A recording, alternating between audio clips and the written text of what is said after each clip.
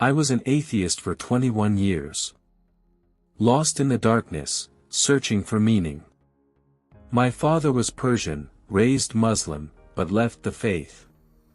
He saw extremism and hated it. So I grew up thinking God was a lie. But then, I hit rock bottom. In that darkness, I found a spark. I started reading the Bible. I looked at the resurrection. And I decided to follow Jesus. But now, I'm sitting across from a Muslim. And I have questions that Christianity can't seem to answer. I asked him, what is the Trinity? Is God one? Or is God three? I tried to explain it using the movie Interstellar. I said God is multidimensional. Like a being who is everywhere and nowhere. But the Muslim stopped me cold. He said, stop using philosophy. Show me where God says that in the Bible. You claim God is three persons in one essence. But who died on the cross? Did the Father die? Or just the Son? If they are the same, God died. If they are different, you have two gods. You play mental gymnastics to make it fit. But the truth is simple, God is one. Not three. Not a committee. Just one. Jesus never claimed to be God. That belief was added by men, centuries later.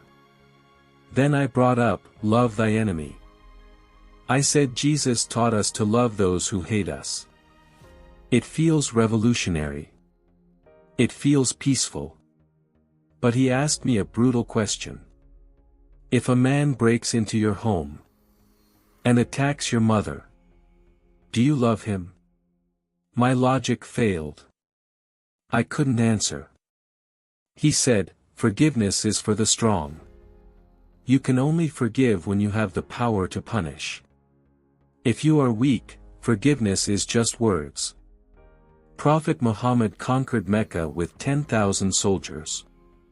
He had the power to crush his torturers. But he let them go free. That is true forgiveness. Loving your enemy is an impossible emotion. But, just justice is a divine command. So I tried one last attack. I said Islam is just a utility for power. A way to promise men virgins and wine to fight wars. Isn't it just a convenient lie? He laughed and flipped the script. Convenient? Islam is the hardest path. The Prophet told Arab men, stop drinking. Stop sleeping around. Give your money to the poor. Pray 5 times a day, even at dawn. Fast for an entire month. If he wanted power, he would have said, do what you want, just follow me. Like Paul did with Christianity. Jesus paid the price, so you can relax. That is the convenient religion. Islam asks for discipline. It goes against every human desire. Yet, it is the fastest growing religion in the world. But what about the rewards? Why physical pleasure in heaven? I said, I prefer a spiritual connection. Like a Wi-Fi signal to God. He smiled, you want the cable connection? I don't want to be a battery. Humans are physical and spiritual. God created pleasure. Why deny it? In paradise, you get the best of both. The spiritual vision of God. And the rewards you sacrificed for on earth. You hold back from alcohol here. You get it there. You hold back from lust here. You get companionship there. It's not just spirit. It's the ultimate reality. I walked in with my arguments. I walked out with silence. The Trinity didn't hold up to scrutiny. The love enemy concept was a fantasy. And the discipline of Islam. It wasn't a utility for power. It was a test of sincerity. I realized something terrifying.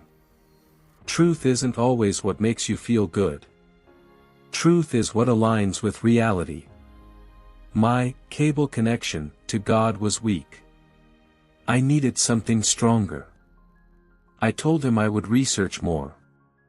But deep down, I think the seed has been planted. Christianity gave me hope. But Islam is giving me answers. The journey isn't over. It's just beginning. What do you believe?